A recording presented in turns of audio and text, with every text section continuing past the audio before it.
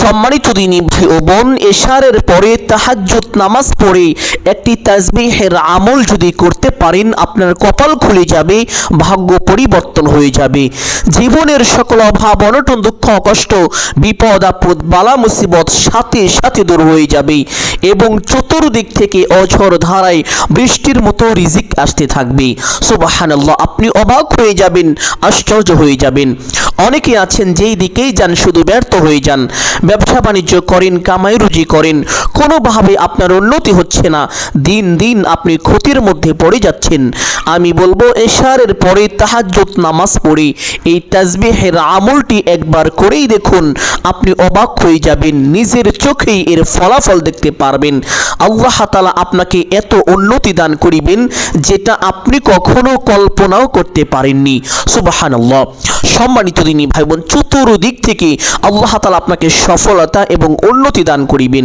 যেদিকেই যাবেন আল্লাহ তাআলা আপনাকে সফল করে দিবেন। সকল প্রকারের ব্যর্থতা থেকে আল্লাহ তাআলা আপনাকে নিজ কুদরতি হাতে হেফাজত করিবেন। সুবহানাল্লাহ। অনেকেই আছেন চাকরি খুঁজছেন কিন্তু চাকরি হচ্ছে না, এই ছোট্ট আমলটি করুন, আল্লাহ তাআলা আপনাকে অতি দ্রুত চাকরির ব্যবস্থা করে দিবেন।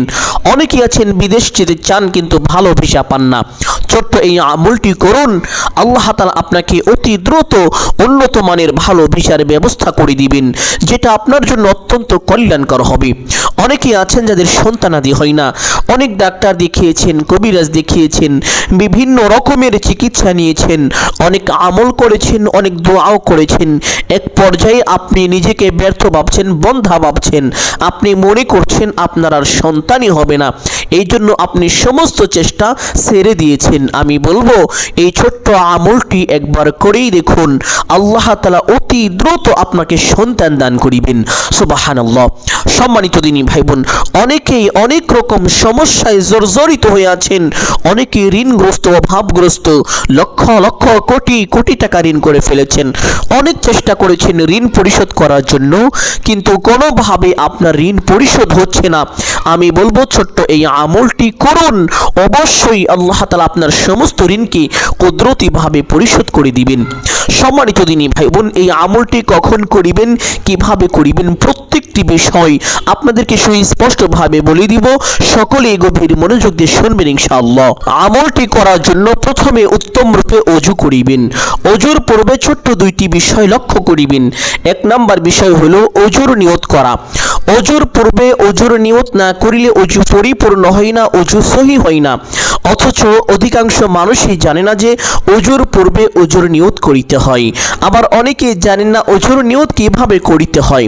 সম্মানিত দিনী ভাই বোন, ওযুর পূর্বে ওযুর নিয়ত এইভাবে করিবেন, আমি এখন আল্লাহ তাআলার সন্তুষ্টির জন্য ওযু করছি, এতটুকু আপনি আপনার মনে মনে ধারণা করবেন, তাহলে আপনার ওযুর নিয়ত হয়ে যাবে। অতঃপর বিসমিল্লাহির রহমানির রহিম একবার পাঠ করে ওযু আরম্ভ করিবেন। কোন কোন ইমাম বলেছেন ওযুর শুরুতে বিসমিল্লাহির রহমানির রহিম পাঠ না করিলে তার ওযুই হবে না, এই জন্য দুইটি বিষয় অবশ্যই লক্ষ্য করিবেন। অতঃপর চুপচাপ ওযু শেষ করে আপনার ডান হাতের শাহাদাত আঙ্গুলটি আসমানের দিকে সোজা করে দিয়ে একটি ছোট্ট কালিমা একবার যদি পাঠ করিতে পারেন, আল্লাহর নবী সাল্লাল্লাহু আলাইহি ওয়াসাল্লাম বলেছেন আল্লাহ তাআলা আপনার জন্য জান্নাতের 8টি দরজা খুলে দিবেন। আপনি জান্নাতের যেই দরজা দিয়ে ইচ্ছে সেই দরজা দিয়ে সসম্মানে বিনা হিসাবে জান্নাতে প্রবেশ করতে পারবেন। আপনার জন্য কোনো বাধাই থাকবে না। মৃত্যুর সাথে সাথে আপনার জন্য জান্নাত ওয়াজিব হয়ে যাবে এবং জাহান্নাম হারাম হয়ে যাবে। সুবহানাল্লাহ। সম্মানিত দিনী ভাই বোন, আপনি যদি চান আপনার জান্নাতে যাওয়ার পথ অতি সহজ হোক, সুগম হোক, তাহলে অবশ্যই ওযুর শেষে ছোট্ট কালিমাটি একবার এইভাবে পাঠ করিবেন, আশহাদু আল্লা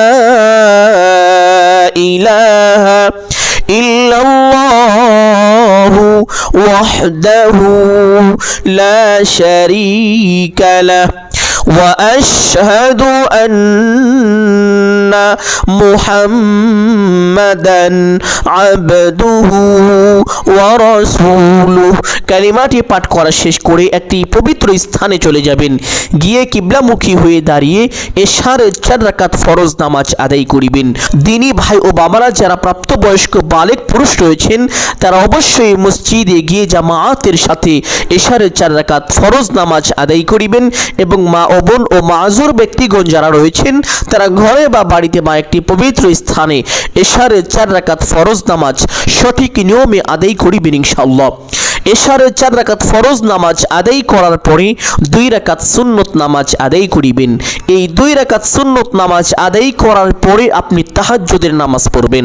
অনেকেই জানেন না তাহাজ্জুদের নামাজ কিভাবে পড়তে হয়, এই নামাজ কোন কোন সূরা দিয়ে পড়তে হয়, এই নামাজের মধ্যে কখন কোন দোয়া কতবার পাঠ করিতে হয়, এই বিষয়গুলো অনেকেরই অজানা। সম্মানিত দিনী ভাই বোন, আমি আপনাদেরকে স্পষ্টভাবে বলতে চাই, তাহাজ্জুদ নামাজ পড়ার জন্য নির্দিষ্ট কোনো সূরা নেই, যে কোনো সূরা দিয়ে আপনি তাহাজ্জুদের নামাজ আদায় করতে পারেন। এই নামাজ পড়ার জন্য আলাদা কোনো নিয়ম নেই।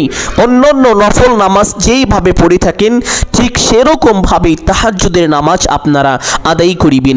শুধুমাত্র এই নামাজের নিয়তটি এইভাবে করিবেন, আমি কিবলামুখী হয়ে আল্লাহ তাআলার সন্তুষ্টির জন্য তাহাজ্জুদের নামাজ আদায় করিতেছি। এখন এই নামাজ আপনারা কয় রাকাত করে পড়বেন? এই নামাজ 2 রাকাত করে পড়বেন। সর্বমোট 8 অথবা 12 রাকাত পড়ার চেষ্টা করিবেন। আল্লাহর নবী সাল্লাল্লাহু আলাইহি ওয়াসাল্লাম কখনো 8 রাকাত পড়েছেন, আবার কখনো 12 রাকাত পড়েছেন। এর থেকে কম বা বেশি কখনোই পড়েননি।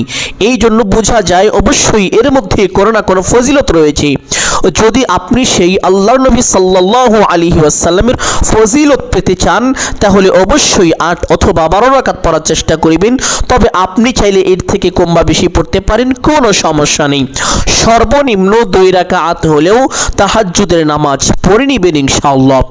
নামাজ শেষ করে সেই স্থানে বসে প্রথমে এই ছোট্ট দুরূদটি পাঠ করিবেন, আল্লাহুম্মা সাল্লি আলা মুহাম্মাদিন কুল্লামা যাকারাহু যাকিরুন ওয়া সাল্লি আলা মুহাম্মাদিন কুল্লামা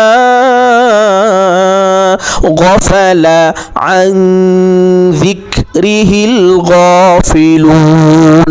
এই দুরূদটি পাঠ করিলে কি হবে আপনি জানলে অবাক হয়ে যাবেন, আশ্চর্য হয়ে যাবেন। এই দুরূদের একটি অলৌকিক ঘটনা আপনাদের সামনে বলতে চাই, সকলেই গভীর মনোযোগ দিয়ে শুনুন। একদিন আল্লামা শিবলি রহমাতুল্লাহি আলাইহি, যিনি ছিলেন দেশ বরেণ্য একজন আলেম দ্বীন, হক্কানি একজন পীর ছিলেন এবং তিনি আল্লাহর ওয়ালি ছিলেন। তো আল্লামা শিবলি রহমাতুল্লাহি আলাইহি তিনি মক্কায় গেলেন হজ করার জন্য। তিনি হজ করছেন, হজের যেই নির্দিষ্ট দোয়াগুলো আছে সেই দোয়াগুলো তিনি পাঠ করছেন। তিনি দেখতে পারলেন একটি যুবক হজের যেই নির্দিষ্ট দোয়াগুলো কোনো দোয়াই সে পাঠ করে না, সে শুধু একটি দুরূদ পাঠ করে। আল্লামা শিবলি রহমাতুল্লাহি আলাইহি তিনি মনে করলেন ওই যুবক মনে হয় যেই নির্দিষ্ট দোয়াগুলো আছে হজের এই দোয়াগুলো সে পারে না, দোয়াগুলো তার মুখস্থ নেই। অতঃপর আল্লামা শিবলি রহমাতুল্লাহি আলাইহি ওই ব্যক্তির কাছে চলে গেলেন, গিয়ে জিজ্ঞেস করলেন, হে যুবক, তুমি কি হজের নির্দিষ্ট দোয়াগুলো পারো না? যুবকটি বলল, হুজুর, আমি হজের সমস্ত দোয়াগুলো পারি। তখন আল্লামা শিবলি রহমাতুল্লাহি আলাইহি আরেকটু অবাক হয়ে জিজ্ঞেস করলেন, হে যুবক, তুমি যদি হজের সমস্ত দোয়াগুলো পেরেই থাকো তাহলে কেন সেই দোয়াগুলো পাঠ না করে শুধু এই দুরূদটি পাঠ করছো? যুবক তখন তার জীবনের সেই অলৌকিক ঘটে যাওয়া ঘটনাটি খুলে বললেন। যুবক বলতে লাগলেন, হুজুর, আমি আর আমার বাবা একটি কাফেলার সঙ্গে একবার হজ করার জন্য মক্কার উদ্দেশ্যে রওনা করেছিলাম।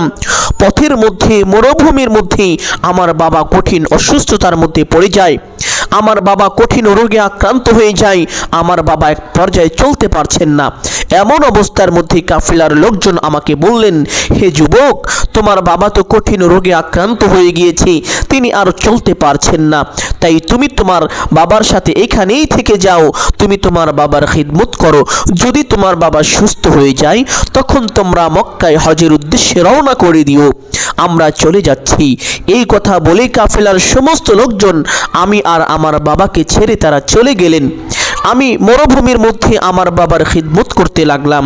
আস্তে আস্তে আমার বাবা আরও বেশি রোগে আক্রান্ত হয়ে গেল, তার অসুস্থতা বেড়ে গেল। এক পর্যায়ে আমার বাবার ইন্তিকাল হয়ে গেল। ইন্না লিল্লাহ। আমার বাবার ইন্তিকাল হওয়ার সাথে সাথে আমি দেখতে পারলাম তার চেহারা বিকৃত হয়ে গেল, কালো কুৎসিত শূকরের মতো হয়ে গেল। আমি ভয় পেয়ে গেলাম। ভয়ের কারণে আমি আমার বাবার চেহারাটা একটি কাপড় দিয়ে ঢেকে দিলাম। অতঃপর আমি কান্না করতে লাগলাম। কান্না করতে করতে এক পর্যায়ে আমি কখন যে ঘুমিয়ে গিয়েছি আমি নিজেও তা বলতে পারি না। ঘুমের মধ্যে আমি স্বপ্ন দেখলাম একজন ব্যক্তি জুব্বা পরা, সাদা পাগড়ি পরা এমন একজন ব্যক্তি আমাদের দিকে ছুটে আসছেন। এসে আমার বাবার মুখের উপর থেকে সেই কাপড়টা সরিয়ে তার পবিত্র হাতখানা দিয়ে আমার বাবার মুখটাকে মুছে দিলেন। সাথে সাথে আমার বাবার চেহারা নূরে নূরান্বিত হয়ে গেল। সুবহানাল্লাহ। এই দৃশ্য দেখে আমি অবাক হয়ে গেলাম, আশ্চর্য হয়ে গেলাম। অতঃপর ওই ব্যক্তি যখন চলে যাচ্ছিল তখন আমি তার পরিচয় জানতে চাইলাম। তাকে জিজ্ঞেস করলাম, হে ভাই, কে আপনি? আমার এত বড় উপকার করলেন। ওই ব্যক্তি তখন তার পরিচয় দিতে চাইল না। এক পর্যায়ে যখন তিনি পরিচয় দিল না, আমি বাধ্য হয়ে তার হাত মোবারক ধরে ফেললাম। তার হাত ধরে আমি তাকে বললাম, যতক্ষণ পর্যন্ত না আপনার পরিচয় আমাকে বলবেন ততক্ষণ পর্যন্ত আমি আপনাকে ছাড়তে পারবো না। অতঃপর এক পর্যায়ে তিনি তার পরিচয় দিলেন। তিনি বললেন, আমি আর কেউ নই, আমি হলাম নবী মুহাম্মদুর রাসূলুল্লাহ সাল্লাল্লাহু আলাইহি ওয়াসাল্লাম। আমি এই কথা শোনার সঙ্গে সঙ্গে অবাক হয়ে গেলাম, আশ্চর্য হয়ে গেলাম।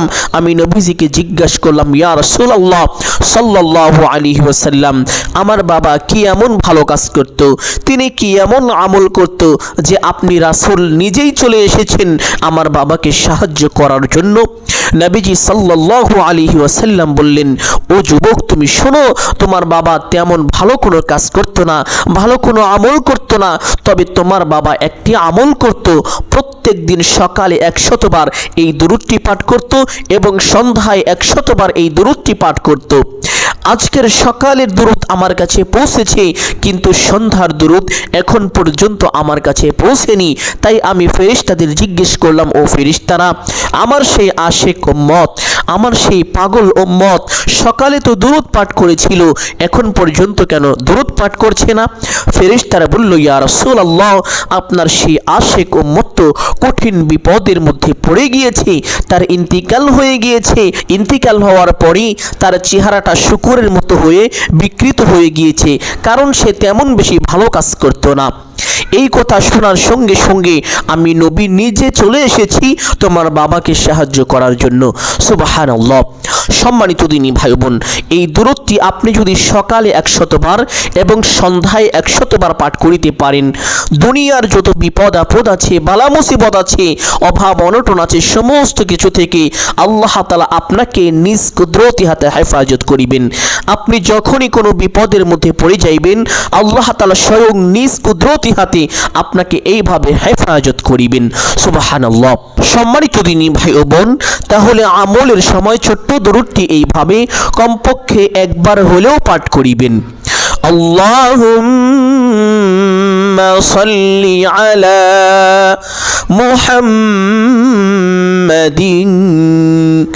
কুল্লামা ذكره الذاكرون وصل على محمد كلما غفل عن ذكره الغافلون। ইমাম শাফিঈ রাহমাতুল্লাহ আলাইহি তিনিও এই দুরূদটি বেশি বেশি পাঠ করিতেন। সম্মানিত দিনী ভাই বোন, আমলের সময় দুরূদটি একবার পাঠ করার পরে একটি ছোট্ট ইস্তেগফার পাঠ করিবেন এভাবে, আস্তাগফিরুল্লাহাল আযীম ইন্নাল্লাহা গফুরুর রহিম। চেষ্টা করিবেন এই ইস্তেগফারটি পাঠ করার জন্য, কারণ এই ইস্তেগফারের মধ্যে এমন একটি নাম আছে যেই নামের উসিলা করে আল্লাহ তাআলার কাছে কোনো কিছু চাওয়া হলে সাথে সাথে তার চাওয়াকে পূরণ করে দেন, কোনো দোয়া করা হলে সাথে সাথে সেই দোয়াকে কবুল করে নেন। সুবহানাল্লাহ। সম্মানিত দিনী ভাই বোন, একবার হযরত মুসা পয়গম্বর আলাইহিস সালামের জামানায় বৃষ্টি না হওয়ার কারণে প্রচুর পরিমাণ খরা দেখা দিল। এত বেশি খরা হলো যে খরার কারণে জমিনগুলো ফেটে চৌচির হয়ে গেল, একেবারে শুকিয়ে গেল, যার ফলে গাছপালা ফসল আদি মরে যাচ্ছিল। এক পর্যায়ে হযরত মুসা পয়গম্বর আলাইহিস সালাম সিদ্ধান্ত নিলেন যে তার কওমের সমস্ত লোকজন একত্রিত হয়ে এক জায়গায় দাঁড়িয়ে আল্লাহ তাআলার কাছে বৃষ্টির জন্য দোয়া করবেন। ঠিক তার সিদ্ধান্ত অনুযায়ী এই কাজটি করলেন। দোয়া শুরু হয়ে গেল, অলরেডি শেষও হয়ে গেল, কিন্তু বৃষ্টি হলো না, তার দোয়া কবুল হলো না। মুসা পয়গম্বর আলাইহিস সালাম হতাশ হয়ে গেলেন, অবাক হয়ে গেলেন। আল্লাহ তাআলা ওহী নাজিল করলেন, ও মুসা পয়গম্বর, তুমি যাদেরকে সাথে নিয়ে হাত তুলেছ তাদের মধ্যে এমন একজন পাপিষ্ঠ বান্দা আছে যিনি জিনা করেছে, আর তার কারণেই তোমাদের কারোর দোয়া আমি আল্লাহ তাআলা কবুল করছি না, তোমাদের দোয়ায় বৃষ্টি হচ্ছে না। অতঃপর হযরত মুসা পয়গম্বর আলাইহিস সালাম সিদ্ধান্ত নিলেন যে ওই জিনাকারী ব্যক্তিকে এখান থেকে বের করে দিবেন। তিনি বললেন, কে আছো এমন ব্যক্তি যিনি জিনা করেছো, তোমার কারণে বৃষ্টি হচ্ছে না, তোমার কারণে দোয়া কবুল হচ্ছে না, তুমি এখান থেকে বের হয়ে যাও। ওই ব্যক্তি তখন চিন্তা করলেন, আমি যদি বের হয়ে যাই সমস্ত মানুষ আমাকে দেখে ফেলবে, চিনে ফেলবে, আমার কি অবস্থা হতে পারে। এই কথা চিন্তা করে আল্লাহ তাআলার একটি পবিত্র নামের উসিলা করে আল্লাহ তাআলার কাছে ক্ষমা চাইলেন। তিনি এইভাবে বললেন, হে আল্লাহ, আপনার গফফার নামের উসিলা করে আমাকে ক্ষমা করে দিন, আমি আর জীবনে এই কাজ করব না। অতঃপর সাথে সাথে বৃষ্টি নাজিল হয়ে গেল, আল্লাহ তাআলা ওই ব্যক্তিকে ক্ষমা করে দিলেন। হযরত মুসা পয়গম্বর আলাইহিস সালাম অবাক হয়ে গেলেন, কি ব্যাপার, মাত্রই তো আল্লাহ তাআলা ওহী নাজিল করলেন বৃষ্টি হবে না, এখান থেকে তো কেউ বের হয়নি, তাহলে আল্লাহ তাআলা কেন বৃষ্টি দিলেন? আল্লাহ তাআলা আবার ওহী নাজিল করলেন, ও মুসা পয়গম্বর, আমি যেই ব্যক্তির কথা বলেছিলাম ওই ব্যক্তি আমি আল্লাহ তাআলার কাছে এমন ভাবে তাওবা করেছে, তার তাওবাকে কবুল না করে আমি পারিনি, আমার এমন পাওয়ারফুল নামের উসিলা করে সে দোয়া করেছে, সাথে সাথে তার দোয়াকে কবুল করেছি। সুবহানাল্লাহ। সম্মানিত দিনী ভাই বোন, তাহলে এই ইস্তেগফারটি এইভাবে পাঠ করিবেন, আস্তাগফিরুল্লাহাল আযীম ইন্নাল্লাহা গফুরুর রহিম। ইস্তেগফারটি আমলের সময় কমপক্ষে একবার হলেও পাঠ করিবেন ইনশাআল্লাহ। ইস্তেগফারটি পাঠ করার পরে সেই ছোট্ট তাসবিহটি পাঠ করিবেন, যেই তাসবিহ পাঠ করিলে আল্লাহ তাআলা বলেন, ও আমার বান্দা, তুমি কি চাও, আমি তোমার সমস্ত চাওয়াকে আজ পূর্ণ করে দিব, তুমি আমার কাছে যা চাইবে আমি তাই দিয়ে দিব। সুবহানাল্লাহ। এক ব্যক্তি হত দরিদ্র, একেবারে গরিব সাহাবী আল্লাহর নবী সাল্লাল্লাহু আলাইহি ওয়াসাল্লামের দরবারে চলে আসলেন, এসে বললেন, ইয়া রাসূলুল্লাহ সাল্লাল্লাহু আলাইহি ওয়াসাল্লাম, দুনিয়া আমার উপরে এমনভাবে পৃষ্ঠ প্রদর্শন করেছে যে আমি চরমভাবে অভাবগ্রস্ত হয়ে আছি, খুব কষ্টের মধ্যে আছি। নবীজি বললেন, ও আমার সাহাবী, তুমি কি সেই তাসবিহ পারো না? সেই তাসবিহ কি তোমার মনে নেই? যেই তাসবিহ ফেরেশতা ও মাখলুকের, যার বরকতে আল্লাহ তাআলা ফেরেশতা ও মাখলুককে রিজিক দিয়ে থাকেন। অতঃপর আল্লাহর নবী সাল্লাল্লাহু আলাইহি ওয়াসাল্লাম ওই সাহাবীকে তাসবিহটা শিখিয়ে দিলেন এবং বলে দিলেন, তুমি বাড়িতে গিয়ে প্রত্যেক দিন সুবহে সাদিক উদিত হওয়ার সময় যদি 100 বার পাঠ করিতে পারো, দুনিয়া তোমাকে অপমানিত হয়ে ধরা দিবে। সুবহানাল্লাহ। সাহাবী বাড়িতে চলে গেলেন, গিয়ে আমলটি করতে লাগলেন। তিনি করলেন, তার স্ত্রী পরিবার সকলকে এই আমলটি শিখিয়ে দিলেন, সবাই এই আমলটি করতে লাগলো। অল্প কয়েকদিনের ভিতরে আল্লাহ তাআলা তাকে এত ধন সম্পদ দান করিলেন, দুনিয়া যেন তার পায়ের নিচে এসে লুটে পড়ে গেল। সুবহানাল্লাহ। এক পর্যায়ে সাহাবী যখন দেখলেন তার বাড়িতে সম্পদ রাখার মতো আর জায়গা পর্যন্ত নাই, তখন তিনি অপারগ হয়ে নবীজি সাল্লাল্লাহু আলাইহি ওয়াসাল্লামের দরবারে চলে আসলেন। এসে আরজ করলেন, ইয়া রাসূলুল্লাহ সাল্লাল্লাহু আলাইহি ওয়াসাল্লাম, আপনি আমাকে যে আমলটি শিখিয়ে দিয়েছিলেন আমি তা করেছি। আল্লাহ তাআলা আমাকে এত ধন দৌলত দান করেছেন, দুনিয়ায় এমনভাবে আমার দিকে চলে আসছে, আমি কোথায় রাখবো, কোথায় জায়গা দিব, জায়গা পর্যন্ত নাই। নবীজি সাল্লাল্লাহু আলাইহি ওয়াসাল্লাম বললেন, ও আমার সাহাবী, আল্লাহ তোমাকে কেনই বা দিবে না? এই তাসবিহের বরকতে আল্লাহ তাআলা সমস্ত মাখলুককেই রিজিক দিয়ে থাকেন। সুবহানাল্লাহ। এই জন্য আমি বলবো, আপনিও যদি এই ছোট্ট তাসবিহটি মাত্র 100 বার পাঠ করিতে পারেন, আল্লাহ তাআলা অবশ্যই আপনার জন্য তার রিজিকের ধন ভান্ডারের সমস্ত দরজা খুলে দিবেন। সুবহানাল্লাহ। সম্মানিত দিনী ভাই বোন, তাসবিহটি হলো সুবহানাল্লাহি ওয়া বিহামদিহি, সুবহানাল্লাহিল আযীম ওয়া বিহামদিহি আস্তাগফিরুল্লাহ, সুবহানাল্লাহি ওয়া বিহামদিহি সুবহানাল্লাহিল আযীম ওয়া বিহামদিহি আস্তাগফিরুল্লাহ। সম্মানিত দিনী ভাই বোন, তাসবিহটা এইভাবে 100 বার পাঠ করার পরে আমার সেই ছোট্ট দুরূদটি পাঠ করিবেন, আল্লাহুম্মা সাল্লি আলা মুহাম্মাদিন কুল্লামা যাকারাহু যাকিরুন ওয়া সাল্লি আলা মুহাম্মাদিন কুল্লামা গাফালা আন যিকরিহিল গাফিলুন। দুরূদটি একবার পাঠ করা শেষ করে দোয়া মুনাজাত করিবেন এইভাবে, আলহামদুলিল্লাহি রাব্বিল আলামিন ওয়াসসালাতু ওয়াসসালামু আলা সাইয়্যিদিল আম্বিয়াই ওয়াল মুরসালিন। এই দুইটি বাক্য বলার পরে আপনার যা কিছু প্রয়োজন সমস্ত কিছু আল্লাহ তাআলার কাছে চাইবেন। চাওয়া শেষ করে একবার বলবেন, হে আল্লাহ, আপনার হাবিবের উসিলা করে আমার দোয়া মুনাজাত কবুল আর মঞ্জুর করুন। অতঃপর 3 বার বলবেন, আমিন আমিন আমিন বিরহমাতিকা ইয়া আরহামার রাহিমিন। দোয়া মুনাজাত শেষ করে একবার বলবেন সাল্লাল্লাহু আলাইহি ওয়াসাল্লাম। সাথে সাথে আপনার দোয়া আল্লাহ তাআলার আরশে আযমে পৌঁছে যাবে, দোয়া কবুল আর মঞ্জুর হয়ে যাবে। এইভাবে যদি এই আমলটি অল্প কয়েকদিন করতে পারেন, রাতারাতি ধনী হয়ে যাবেন।